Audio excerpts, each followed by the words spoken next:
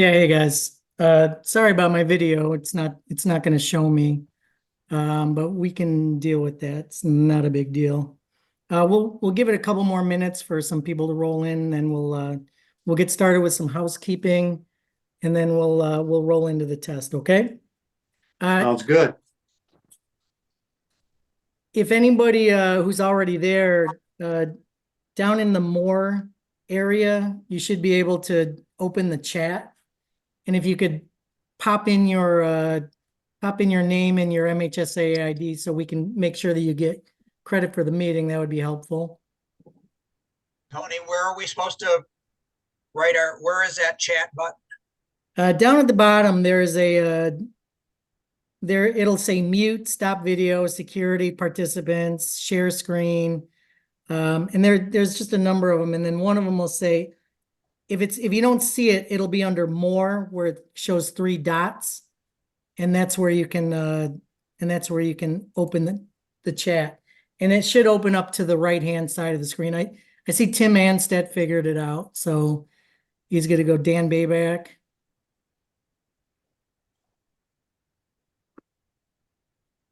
And I'm gonna put in my name, but you don't have to put in your phone number.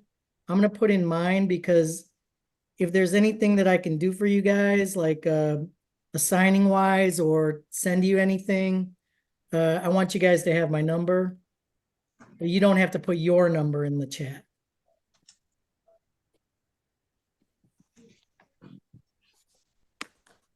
Hey, Tony, I just pulled up the MHSA site and it looks like the softball stuff needs to be in by August 10th to the state for the state.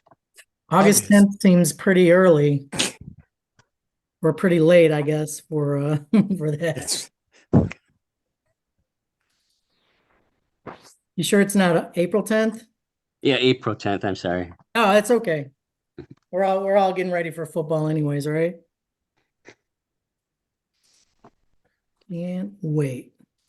All right, guys, we'll give it 2 more minutes for a couple more people to roll in. Remember, if you haven't done so yet, go to the chat and speak up if you can't find the chat. It should be when you kind of hover on the bottom of the screen, there's all these options. And chat is one of them. If you don't see it, it's under more with the 3 dots.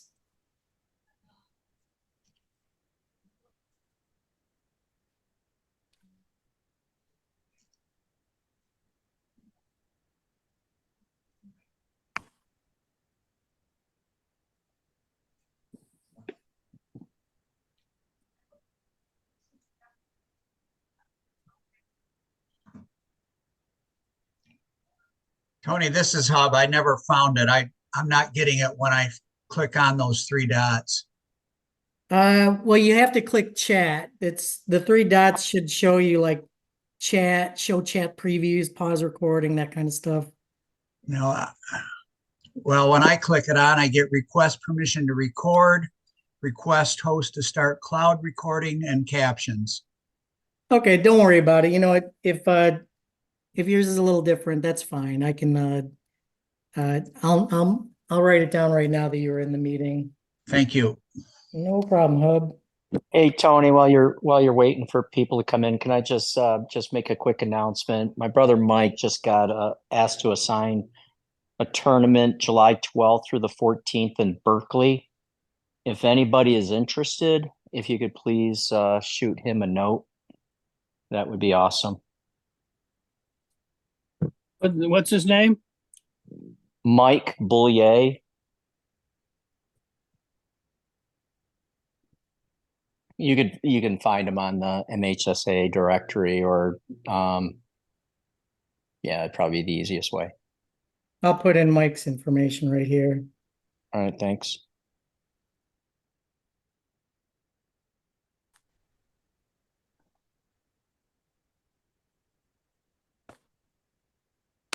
What day was that, Steve? July 12th? July 12th through the 14th. And this is a good tournament. I've done this one a number of times.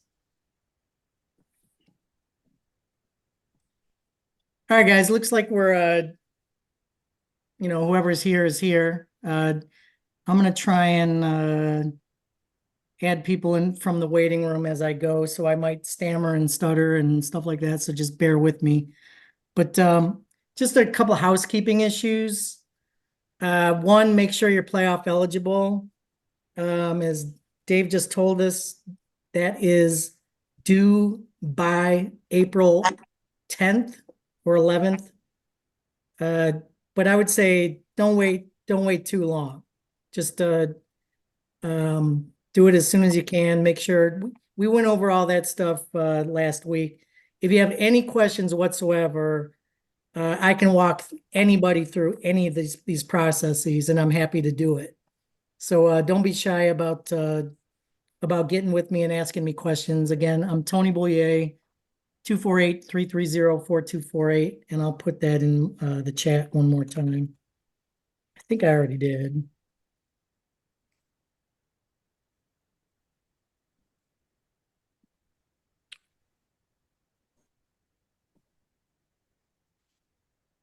All right. The next thing is if anybody's light on games and they want me to kind of refer them to some of the assigners or get them names of assigners and their phone numbers, just let me know that as well. You can shoot me a text, send me an email, whatever you want. And anybody who's just joined us, if you could put your name and your MHSA ID in the chat, so we can make sure that you get credit for the meeting. If all else fails, just tell me you're here, give me your name, and I'll write it down. No problem. Okay. Also, if you do baseball, also that meeting's going on right now. So after when Shane sends out that link, if you could just like watch the baseball meeting and then let him know that you watched it, I'm sure he'll give you credit for that meeting as well. Okay. So without further ado, let us go into the I am not good at this stuff. Okay, guys. Here's question number one. If you guys want to just so while the umpires are walking the field prior to the game, they notice all of the following in a player's hair. Which one is illegal? If you want to answer that question, C. See, well, you guys, just choose it. Geez, plastic. But no, it is Right. plastic visors, yes. But I mean, just choose it, and then because right now it only shows that a couple people have answered it. So I'll just share the results.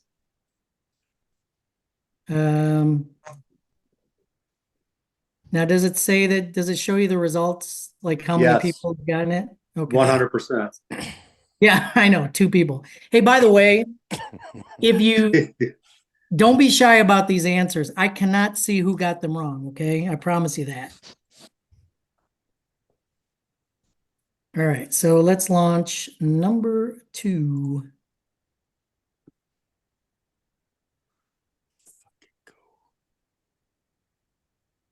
So I'll read it, but don't shout out the answer, Jim. Just Okay. just respond to the question. Okay. During the MHSA softball tournament, how are home teams determined? I think everybody should get this one.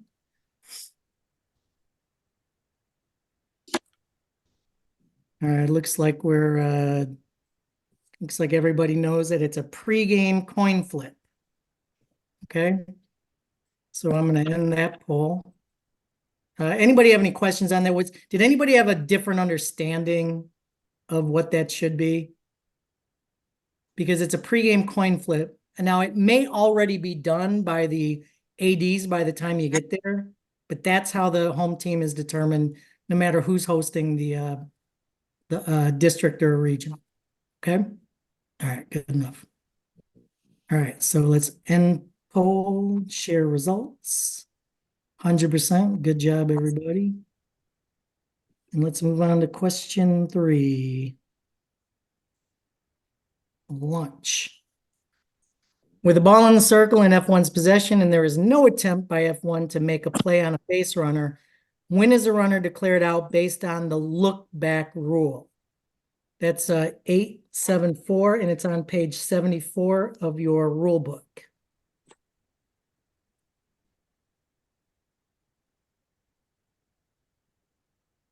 I'm not getting the questions showing up for some reason. Is anybody else having problems with that? Yeah, not seeing all the questions. Can you see question number 3? I can't see anything or anybody. It says it's been launched. Entirely possible, just not seeing it on the output side. Yeah. You have questions too, still on the board. Is it really? Okay, let me see if I can get rid of question 2. Okay, stop. So I need to stop sharing. Now question 3 to launch. Tell me if you can see it now. Good. All right. We're getting somewhere. Sorry guys, this is my first time doing this as a host. It'll get better, I promise. So with the ball in the pitcher's possession, no attempt to make a play on a base runner, when is the runner declared out based on the look back rule?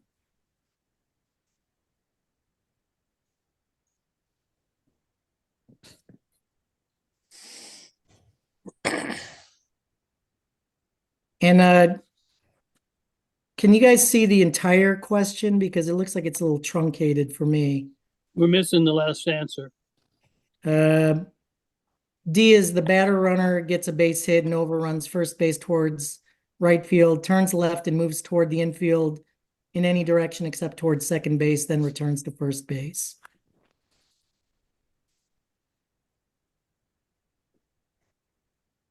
Maybe I just need to expand this.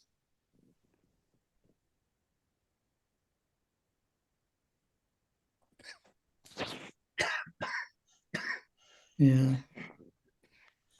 So anyways, the answer is the batter runner is safe at first base on a drop third. Wait. It's Yeah. A.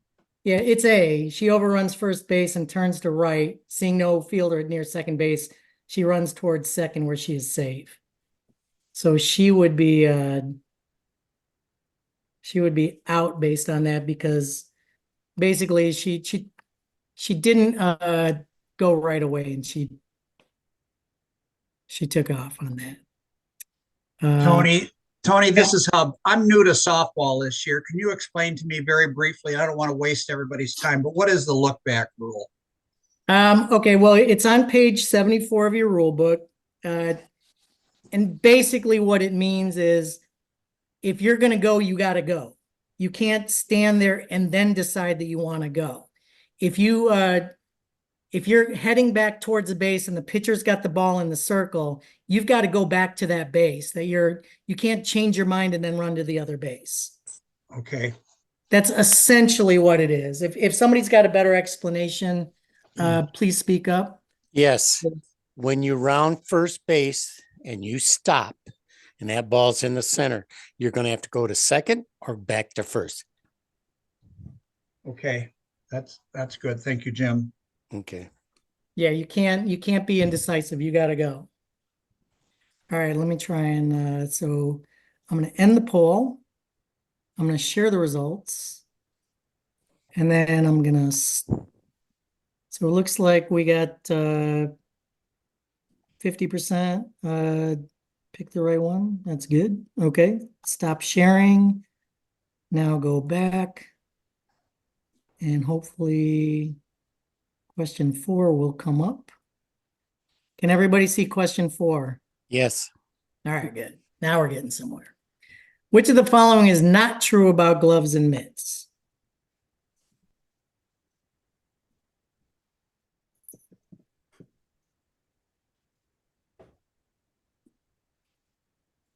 Okay, if anybody, by the way, if anybody has anything that they want to jump in and like say about the question, please feel free.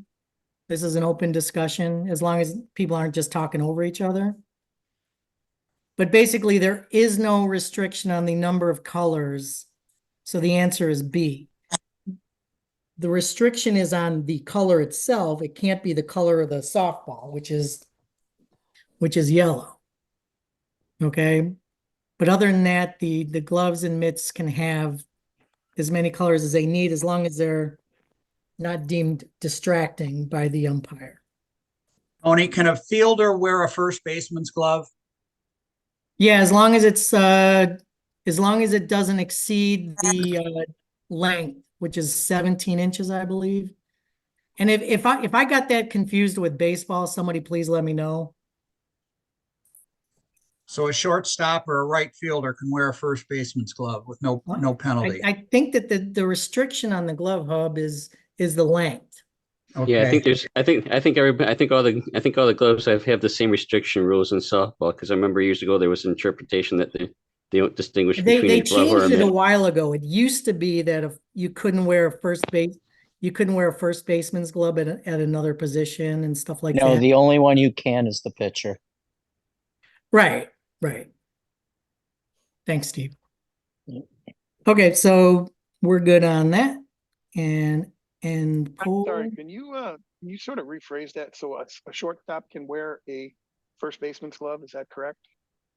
as long as it's not too long, not as long as it meets the Doesn't length exceed requirement. the length. And I Yes. believe the length is 17 inches. Mhm. All right. Okay, so yeah, and this gets back to Rick's point about booger picking. If we ask them, is everybody legally and properly equipped, let's just treat that to be the case unless somebody gives us a real reason not to. Can everybody see question 5? No D. What's that? We can't see D. If you hover over it with your mouse, you should be able to see the rest of the answer. I know it's letting me do that. Okay, so what factors should umpires consider in determining when to leave the field?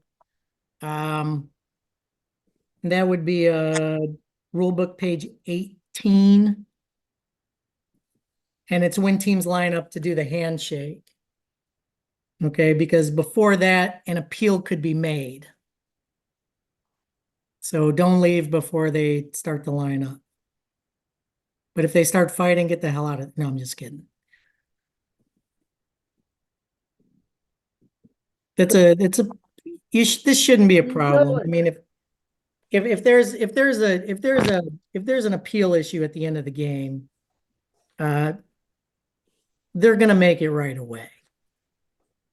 So unless you just run for your life as soon as the game's over, which you shouldn't do, then it won't be a problem. Okay. So that is C.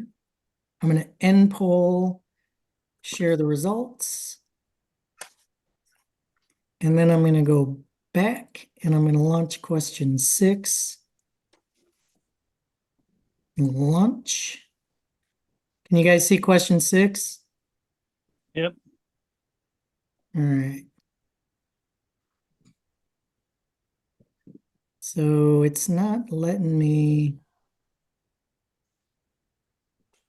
This is weird. It's not showing me as I need to go back real quick. I'm trying to launch it. It's not letting me launch it. Let me go back. Oh, I need to stop sharing on 5. I thought I did that. Okay, launch. Good. With no outs and runner on second base, B2 is at bat with a 2-ball, 1-strike count. All context, the jersey, and we all know that is a hit batsman, right? Or hit bats person in this case. That's going to be rule book page 46. The ball is dead. B2 is awarded first base. R1 goes back to second base. Okay, any questions on that one? Oh, and one of the cases was, what if uh what if one of the players has like a big batting glove sticking out of her shorts and stuff like that? Well, and then it grazes the glove that's sticking out of her shorts. You should have addressed that when she came up to the bat if it's sticking out too much. Because if the ball hits that anything that's attached to her body, that's a hit batsman. Unless it's the bat, then it's a foul ball or a fair ball. Okay. End poll, share the results. Everybody got that one. Good job. I think we're doing okay on time. So if you want me to speed this up, I can. Sure. All right, stop sharing the results. Now, question 7. But you got to remember that I'm technologically challenged on this too. So B1 steps up to the plate after hitting 2 balls over the fence in foul territory. F1 requests to intentionally walk the batter. Is that allowed or is it not allowed? Yes. Yes. Yes, it is. So the answer is A. At any point during the bat, they can request that. So good job, everybody. Share the results. Stop sharing the results. Go back. And now we're on question 8. Okay. A1 is Team A's pitcher in the 4th inning. A11 is brought in as a relief pitcher in that inning. Same inning. Team A's coach wants to re-enter A1 in the same inning. So we got, it's a legal substitution, no warm-ups. It's legal and the pitcher can have 5 warm-ups. This is not a legal substitution, or Team A can substitute A1 as pitcher as many times as it wants in the same inning. Looks like everybody got that right. No warm-up pitches, but they can come back in. I believe it's once. You won't see that. You won't see it very often. They'll come back in, but they won't keep switching them. All right. So share results, 100%. Good job. Question 9.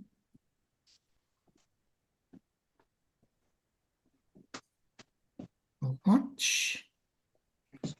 At the pregame conference, the home team and coach informs the umpires that the fence is only 180 feet and all balls hit over the fence will be a 2-base award. Must be agreed upon. It shall be a ground rule for the game since the home team provides the ground rules. The umpires have no choice but to enforce the ground rule as the coach has instructed, or the umpire shall not permit a ground rule to supersede a rule book. It's D, of course. Fence is a fence. If it's hit over a fence, it is a home run. Okay, good job, everybody.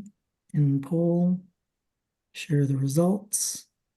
Stop sharing the results. Question 10. It's an illegal pitch if F1 is behind the pitcher's plate, takes a signal. Well, you guys can read it.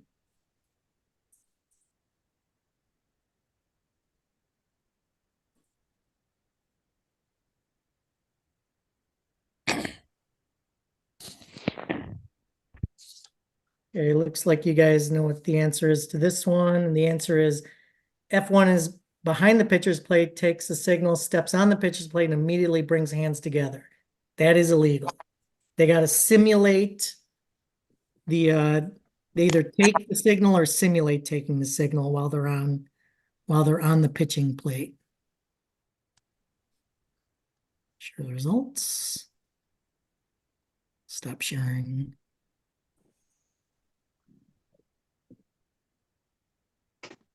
Number 11. F1 starts the pitch. B1 requests time by stepping out of the box. Pitcher legally delivers the ball. What is the correct ruling?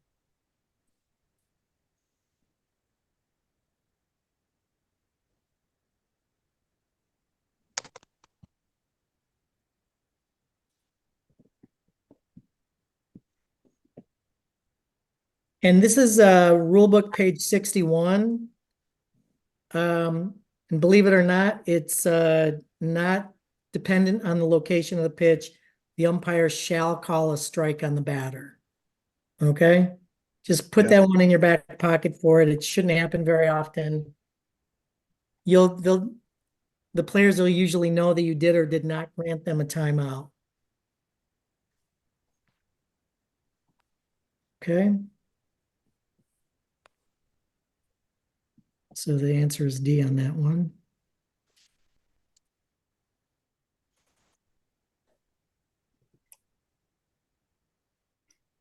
Oops. I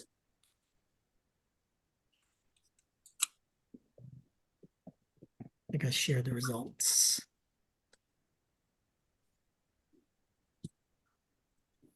All right, number 12.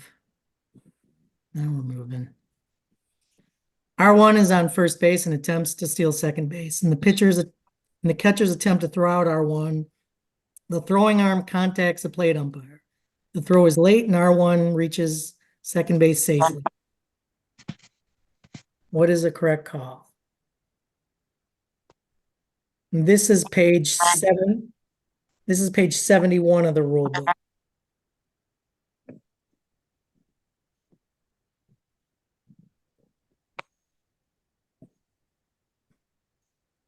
Does somebody want to explain? So it's the answer is C. It's a delayed dead ball. Somebody want to jump in and say what their understanding is, why it's not a dead ball? Because if the catcher still throws the runner out, the out still stands. Exactly. Thank you.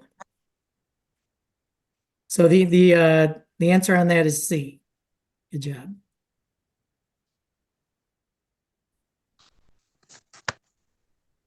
Question 13.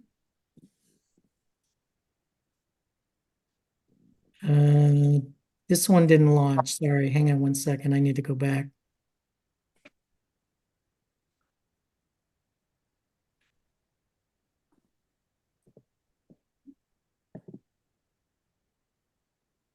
Okay. B1 hits a high fly ball down the right field line. Both feet clearly in fair territory. Reaches across the foul line. Attempt to catch the ball while the ball is still in the air, completely over foul ground. Ball deflects over the F9's glove, and the correct call is it's a foul ball because it's not about the feet. It is about the ball, right? Yeah. Okay, everybody should definitely get that one. And everybody did. Good job.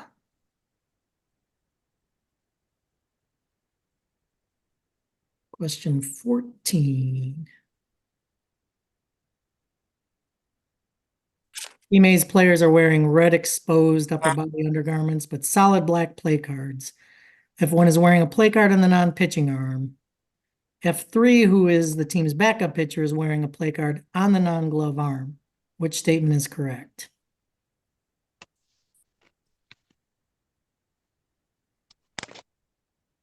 So question, it's on the next page here.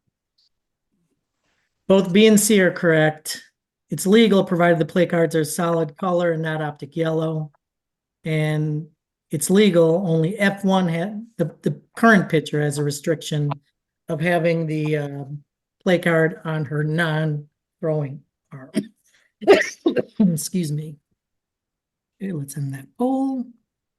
And like I said, if anybody has any questions, just jump in and ask them. Or if they just want to offer something, please do. So share the results. We all got that right. Stop sharing.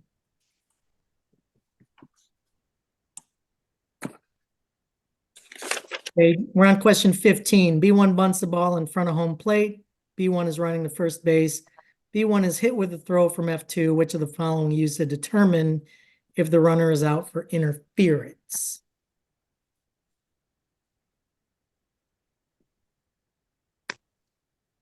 And this was a rule that they amended last year to say if either foot last contacted the ground completely outside of that lane, and then she's not really in the baseline. Now, if the throw has no bearing on it, do you really want to nitpick it? No, but um, if she gets hit with it and it's because she's to the left of that thing, then you got no choice. Offensive interference. All right. Good job. Share the results.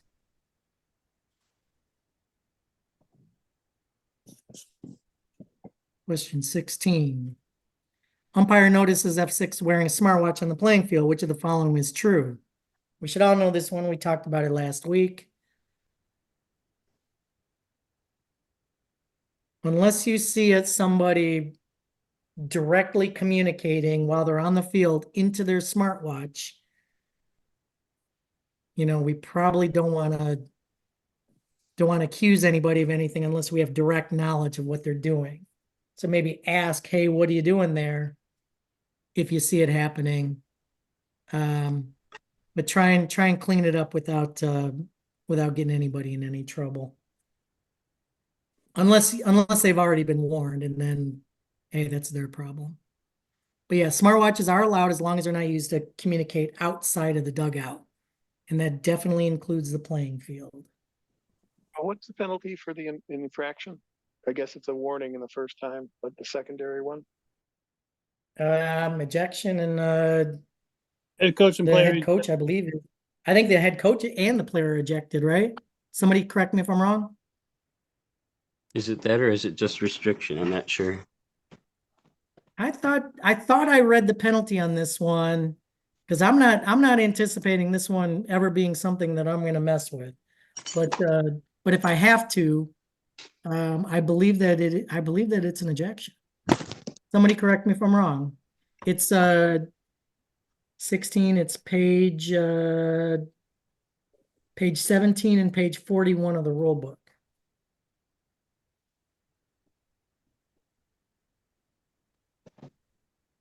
Yeah, it is. It is warning for minor and then eject. What's the first one?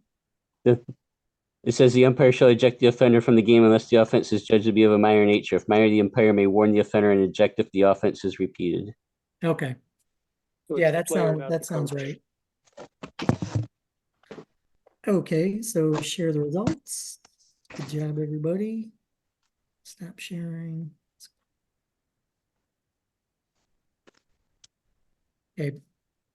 Question 17. A pitcher touches a towel containing an approved drying agent in a back pocket, then goes directly to the ball. What is the proper ruling? It's legal because it's an approved drying agent, right?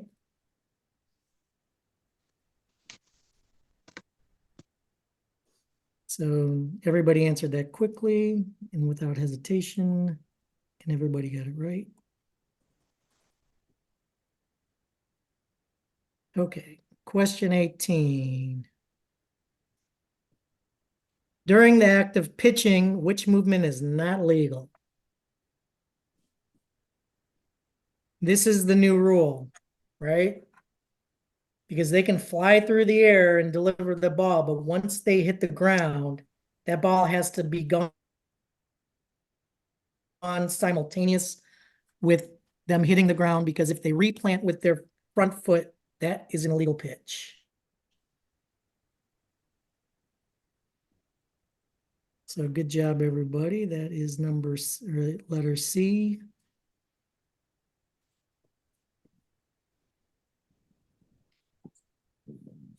Question 19.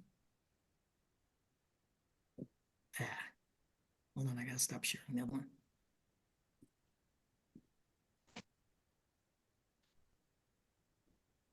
After the lineup cards have been submitted and verified by the plate umpire, the opposing coach has a player arrive late and wants to add the player to the line.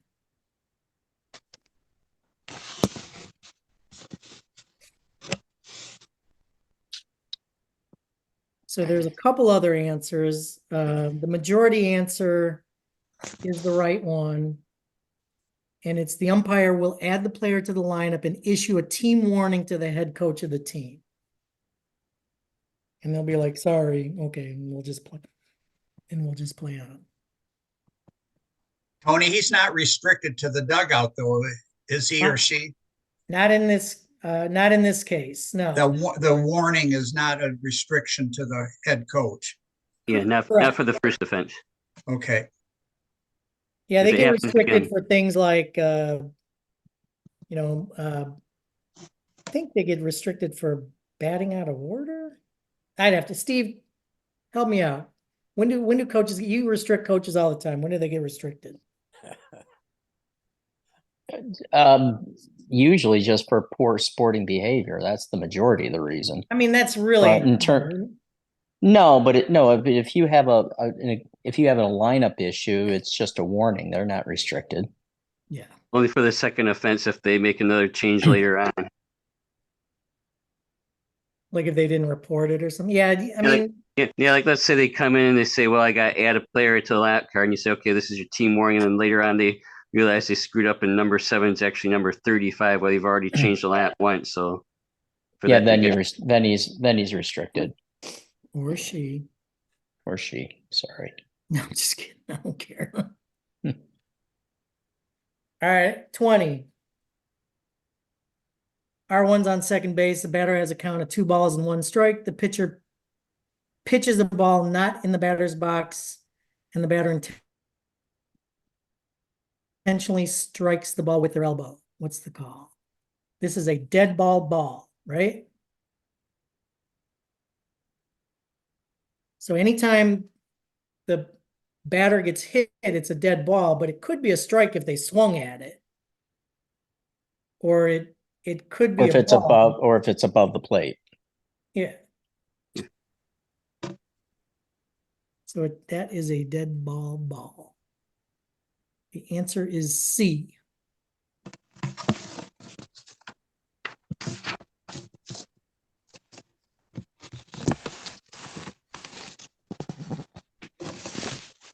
Okay, 21.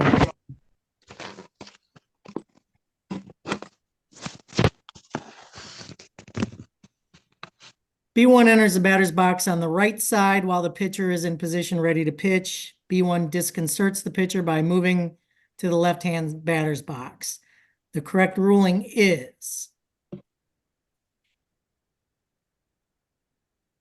it's a dead ball. Batter remains in the batter's box, and the count is 3 balls and 1 strike. Wait, did I get this? I'm on the wrong question. Sorry, guys. Like that didn't sound right. Ball is dead immediately and the batter is called out. Yeah, duh. But again, like this is an example of something that you'd probably want to ask yourself, does somebody get restricted for this? And the answer is no, they're just out. Okay.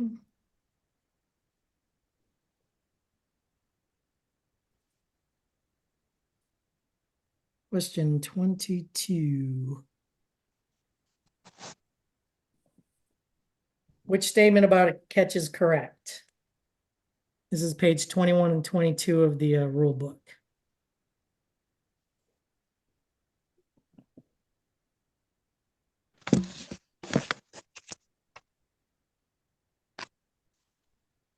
All right, looks like everybody knows that the answer is all of the above.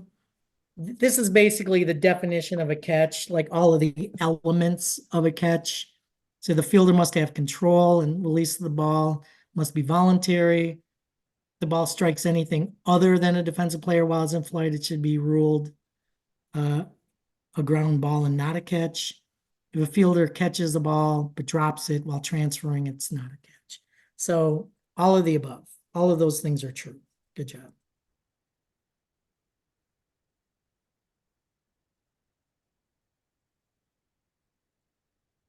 Question 23. Almost done. When is it permissible to obtain information that is reviewed in the dugout for coaching purposes during the game?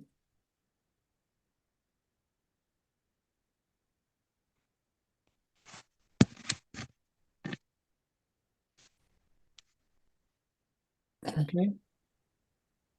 So we know that in the dugout and from outside of the playing field, like a spectator in the stands or something like that, they can communicate information to the coaches inside of the and you'll see that a lot with those webcams that are behind the plate. That's an example of information that's transferred from outside of the playing field to the dugout, and it's perfectly legal. Okay, so the answer is A and B. Or E, What's that? E. I didn't hear you.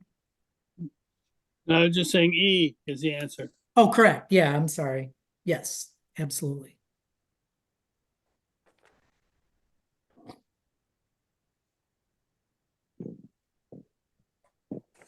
Okay, question 24.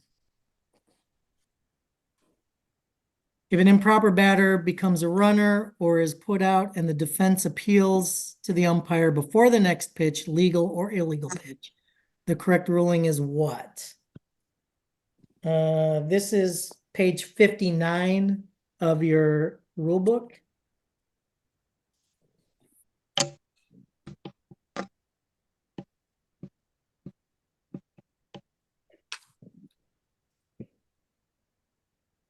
So all of them are true.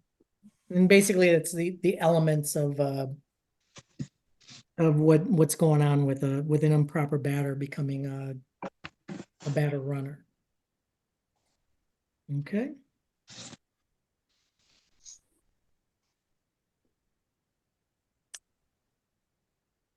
So the answer is D.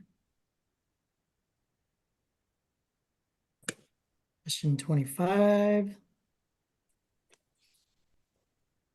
With one out, R1 on third base and R2 on second base before hits a fly ball on the first base side of second base, almost directly at F4. As R2 takes a couple of steps towards third base, R2 makes contact with F6, who is moving toward the batted ball.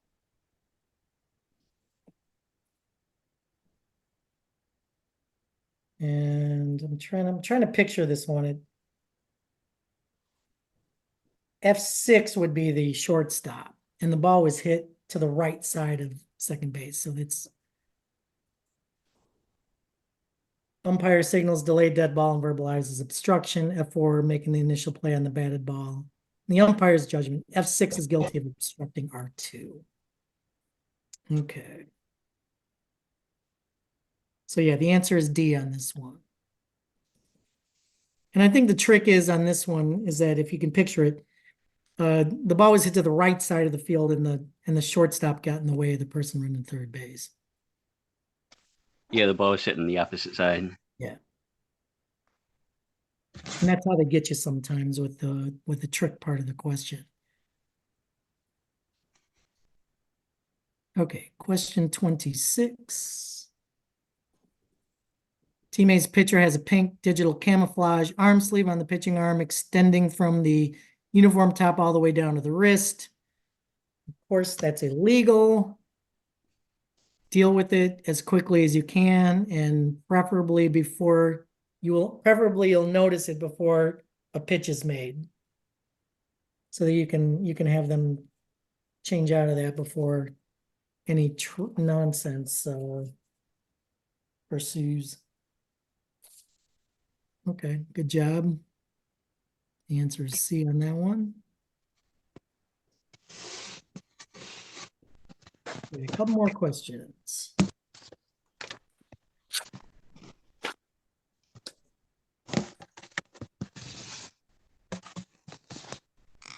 Which of the following would be an illegal pitch? This is page 51 and 52 of the rule book.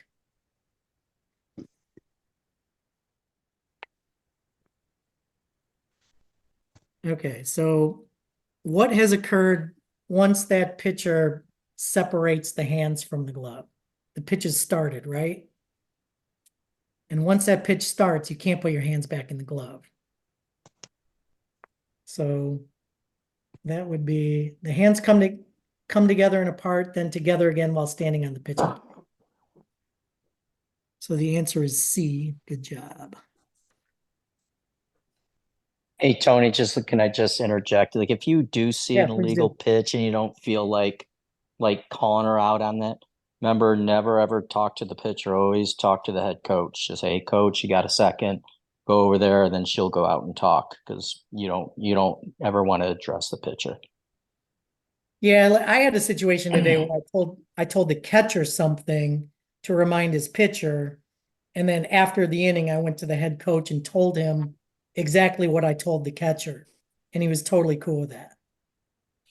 But yeah, that's good. That's good to know, Steve. That's good preventive officiating. Coaches do get bent out of shape if you usurp their authority.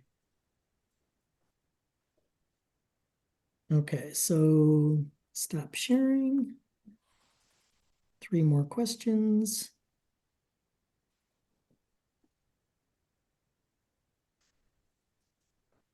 Which statement is not an example of interference? And this is page 66 of the rule book.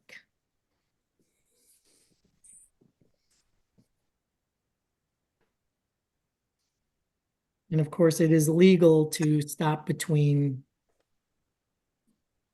third base and home plate so that you don't get tagged out. All right, that one's pretty clear. Stop between first base and home plate, or home plate and first Oh, I'm base. sorry, home plate and first. Yeah, you're right. Sorry. And keep in mind, if you do go backwards between home plate and first base, that is interference.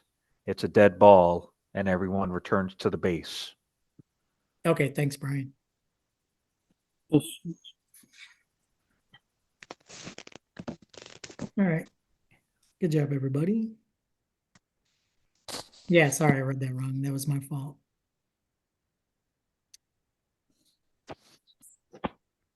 Uh, 29. There are 4 criteria that an umpire uses to judge whether a batter attempted to hit or bunt the pitched ball. Which statement is not correct?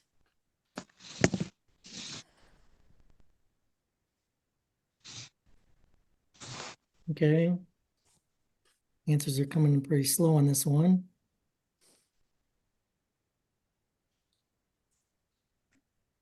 All right, so holding a bat in the strike zone is not a strike nor an attempt to swing.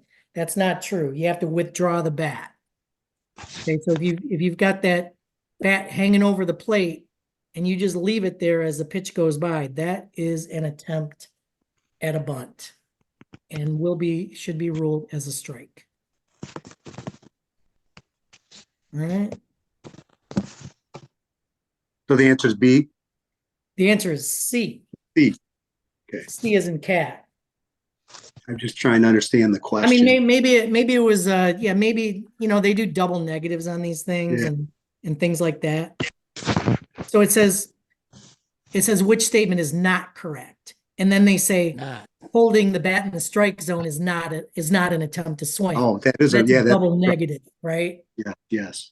So it is an attempt to swing, so it's not true. So the Gotcha. answer is C. So when you guys are taking these tests, be carefully read them. So don't be like me because I read them wrong all the time. All right. Because they But will tell- try to bait and switch you with some of these answers. And just remember, for baseball guys, the standard is different between softball and baseball. It is not breaking the plane. Sometimes that's used as it's pretty much our judgment call whether or not we think that the girl made an attempt on the ball. But if a coach tries to tell you, well, it broke the plane or anything like that, that's baseball standard. Yep. Thank you. All right. Last question, guys. Let me share the results real quick.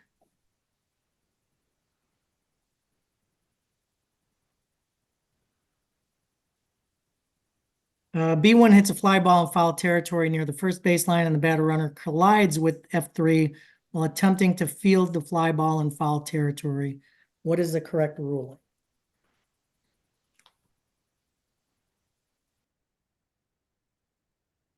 Okay, the ball is dead. B1's out. Since this is a foul ball, runners must return to the base occupied at the time of the pitch. It's pretty clear, right?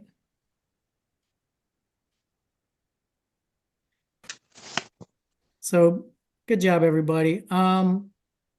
it's 8:49. If anybody wants to, mention anything, or like Steve did at the top of the meeting, remember, Mike's trying to get guys for this Berkeley tournament. Believe the weekend of July 12th. I've done this tournament a bunch of times. It's pretty chill, and people are pretty good. It's pretty good ball, and it's decent money. So contact one of the Bouillets, and we'll get you signed up for it. Okay. Can I have the answer to 10? The answer to 10. Sorry, 1 second. It's an illegal pitch if, and it's on rule book page 51, and the answer is A. Thank you. Mhm. Anybody else miss any questions? And like I said, if you scroll up there, you'll see my phone number if you want to text me or email me. I can send you the PDF for the test. Make it easy for yourselves. Anything like that. But other than that, I hope everybody's going to have a good season. If there's anybody else that wants to mention anything, oh my God, you know what? I think there were a couple people in the waiting room that I didn't let in. Shoot. Okay. Anyway, Hey, and if anyone's interested, if anyone has Pontiac Notre Dame this year, Betty's on the committee to decide quarter, semis, and finals. So there's that. hey, if you just got admitted in from the meeting or from the waiting room, I apologize. I'll make sure that everybody that was on this meeting, whether they got in at the last minute or not, I'll make sure that you get credit for the meeting, and I apologize for that.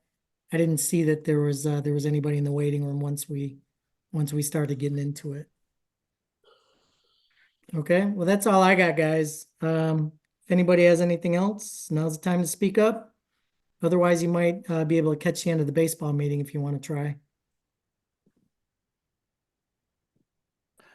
The baseball meeting was canceled due to technical difficulties. Oh, that's so Paul, isn't it? All right, well, we tried to get this one canceled because there were plenty of technical issues, but thanks again, everybody, for sticking with me, and we will talk to you soon, okay? All Thank you. right, guys, have a good one. Contact me if you have any questions. I can get you in the right spot. Tony, this is Hub. You got a quick Yeah. second? Yeah, sure. Question number, hang on a minute. 23. Could you go over that with me again, please? Sure. So where is it permissible to obtain information that is reviewed in the dugout for coaching purposes during the game? So in other words, through electronics or whatever,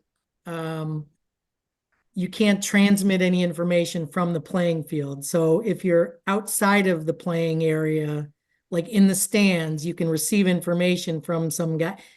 So somebody can text you, they can send information from those little webcams that are behind the plate. Okay, And all of that information can go to the coach in the dugout. But if that coach takes his laptop or his tablet and brings it to third base with him, you just got to say, "Hey, coach, you got to put that back in the dugout." Okay. got it. Okay. So it's A and B only, which is B. Okay, I got it. Thank you. Right. And again, you don't want to end up nitpicking people too much. You definitely have to adjudicate it if somebody complains about something.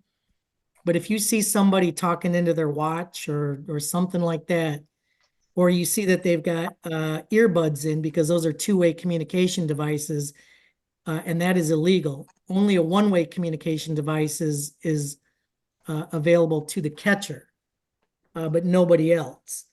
So, but sometimes people will wear those those earbuds, they had them in while they were warming up and they forgot to take them out. Just tell them to take them out. Okay. Is Uh, it one- communication legal in softball? Because I thought that was only for baseball. You might be right. I get those confused all the time, and I apologize if I did, Tim. You should be No. running this meeting is what should be. One And I'm other not question. joking. I'm like, I will say wrong things all the time. So I appreciate people just stepping up and saying, hey, that's not quite right. Here's the right interpretation. Is the rule in softball, Tony, the same as baseball? If a batter swings at a pitch and it hits her hands on the knuckles and the ball rolls to the pitcher, that's considered a strike and the ball is dead. Is that correct? Yeah, it's a dead ball strike. So if there's 2 strikes on the batter, she's out. You could probably justify a foul ball. I don't, in baseball, I think it's I know I'm just saying if you want to be practical about it, but yeah, if they swing and it just hits their hand, that's a strike. yep. It's a And if dead they ball had 2 strike. strikes And if on it's them, 2 strikes, they're it's out. strike 3. Yeah. I mean, that is the rule. Yes, absolutely. Okay, thank you.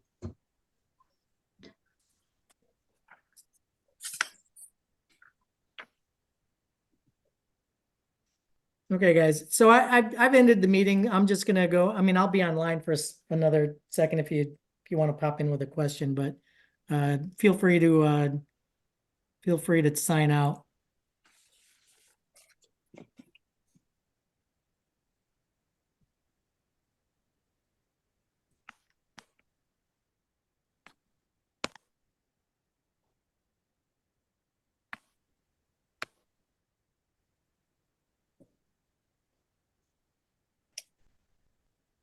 Hey, Tony, we'll get credit for this meeting, correct? Do you know that was were you in the waiting room and I didn't see Yeah, it? I apologize for that. Yeah, I was, I yeah, already I've been- see you and I got you and you'll get credit for the meeting. okay, because I had a game with your brother over at Notre Dame Prep, so I know, totally fine. It was my fault. When it's not obvious when, so I have to periodically check. And then once we got into the meeting, I probably wasn't paying as much attention as I should. So, that's okay. That's okay. Thank so you very that's much. my fault, Dean. Don't worry about I'll it. see you Have out there. I know I'm scheduled with you. Yep, Yep, I'm yep. scheduled with you a few times. I'll see you soon.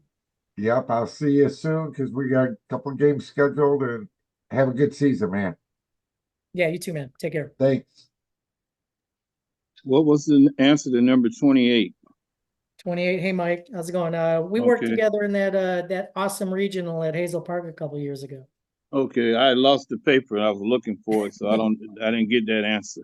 Number 28, C, the batter runner stops between home plate and first base to delay being Okay.